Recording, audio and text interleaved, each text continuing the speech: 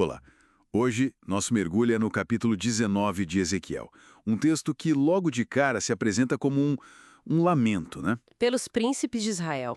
Exatamente. E começa com uma imagem muito forte. Sim, é da mãe, Israel ou Judá como uma leoa entre leões criando seus filhotes. Vamos analisar isso. O que essa mãe leoa representa aqui no começo? Olha, claramente ela simboliza a nação, ou talvez a linhagem real de Judá, e estar entre leões sugere esse ambiente de poder, né? Talvez até de rivalidade constante. Um lugar onde ela precisava formar líderes fortes, os filhotes. Isso. E leões eram, claro, símbolos fortíssimos de realeza, de força, em todo o antigo Oriente Médio. Faz todo sentido. E aí vem o primeiro filhote. Ele cresce, fica forte, um leão jovem, aprende a caçar, a despedaçar a presa, mas o texto diz algo mais. Ele devorou homens. É, isso é pesado. Parece uma acusação direta, né? Vai além de ser só um líder forte. Sem dúvida. Não é uma imagem de, digamos, liderança justa ou protetora. Devorar homens aponta na hora para um governo que é predatório. Que explora o próprio povo ou age com violência demais. Exatamente.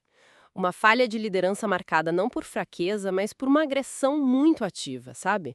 Uma violência que se volta para dentro, para fora, de forma ilegítima. E essa agressão acaba chamando a atenção de fora. As nações ficam sabendo, o capturam numa cova. E o levam para o Egito com ganchos. A imagem é bem brutal. Essa dinâmica é interessante, um líder sendo removido por uma potência estrangeira. Isso já estabelece um padrão meio preocupante logo de início, né? Sim, estabelece. E embora seja uma metáfora, um lamento, muitos estudiosos veem ecos de figuras históricas aqui.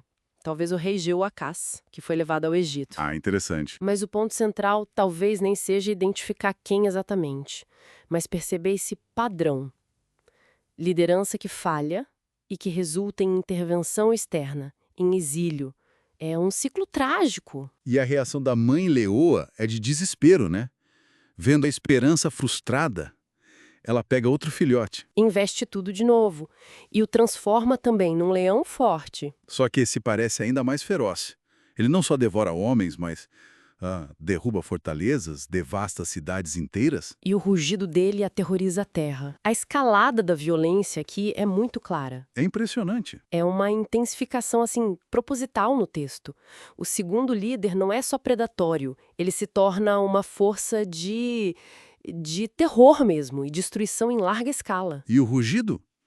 O que esse rugido que aterroriza simboliza? Ah, o rugido é o impacto opressivo, sabe, o alcance do poder dele.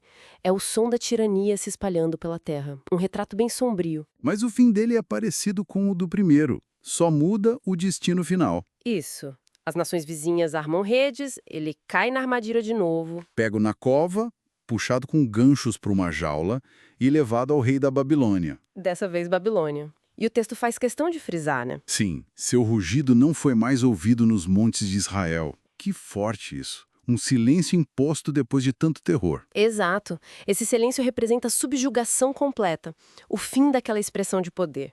E a menção específica à Babilônia ancora a história na realidade geopolítica da época, conecta a falha interna com a conquista externa. Aí então a imagem muda completamente. Vira outra metáfora. Sim, uma mudança brusca. Sua mãe era como uma videira, plantada junto à água. Nossa, que contraste com os leões, né? Total.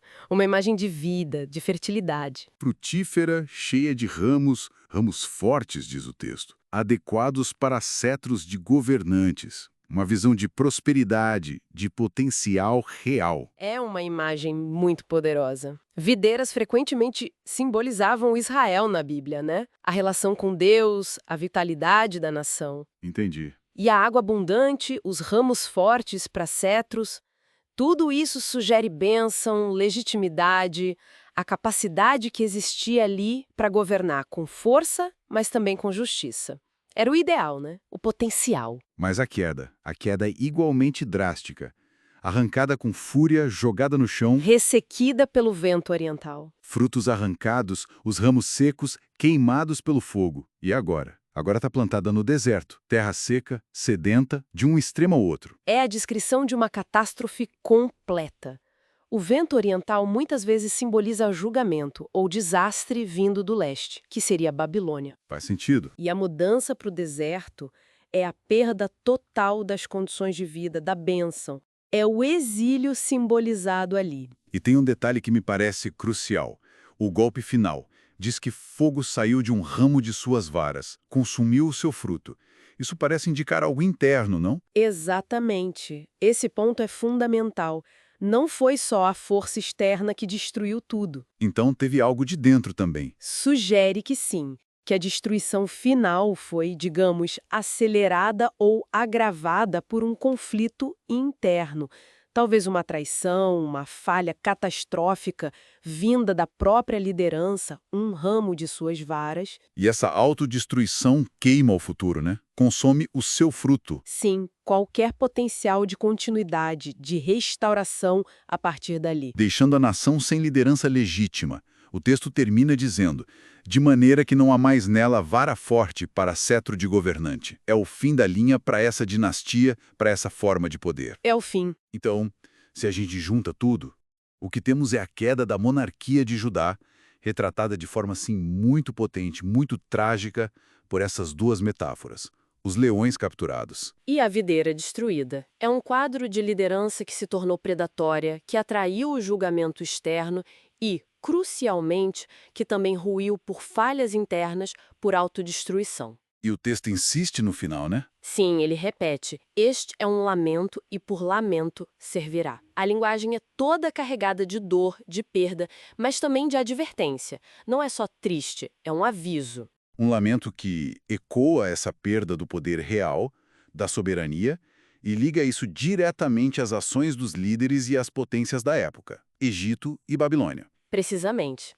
E acho que isso nos deixa com uma questão importante para refletir, né? Qual seria? Bom, ao ouvir esse lamento antigo sobre líderes que viram predadores, sobre um potencial que era glorioso, mas que foi destruído por forças externas e também por um colapso interno, que tipo de pensamento sobre poder, sobre responsabilidade e sobre as consequências, às vezes duradouras, das ações da liderança, que tipo de reflexão essa dor antiga pode provocar hoje?